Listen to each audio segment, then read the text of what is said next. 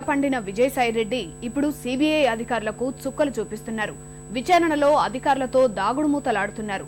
విజయసాయిరెడ్డి నోటి నుంచి సరైన సమాధానాలు రప్పించలేక సీబీఐ అధికారులు తలలు పట్టుకుంటున్నారు.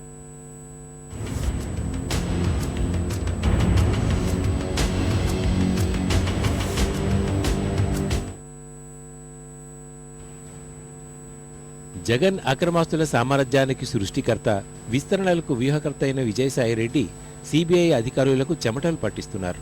పెట్టుబడులు, వాటాలకు సంబంధించి సీబీఐ అడుగుతున్న ప్రశ్నలకు తన అనుభవాన్నంతా రంగరించి మరీ సమాధానాలు చెప్తున్నారు. అక్రమాలు, అందుకు బాధ్యతల గురించి తెలుసుకునేందుకు సీబీఐ చేస్తున్న యత్నాల్ని ఆయన పటాపంచలు చేస్తున్నారు.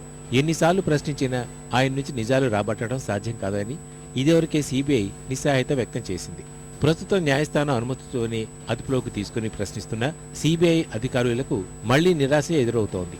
దర్యాప్తులో వెల్లడైన అంశాల ప్రకారం జగన్ సంస్థల్లోకి పెద్ద ఎత్తున పెట్టుబడులు ప్రవహించేలా చూడటంలో విజయసాయిరెడ్డిదే కీలక పాత్రని ఇప్పటికే సీబీఐ నిర్ధారించింది.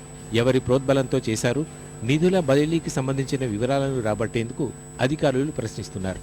అవసరమైన ప్రశ్నావళిని సిద్ధం చేసుకుని విచారణ మొదలుపెట్టిన అధికారులు గురువారం ఎక్కువగా ప్రాథమిక అంశాల గురించి మాత్రమే ప్రశ్నించినట్టు తెలుస్తోంది.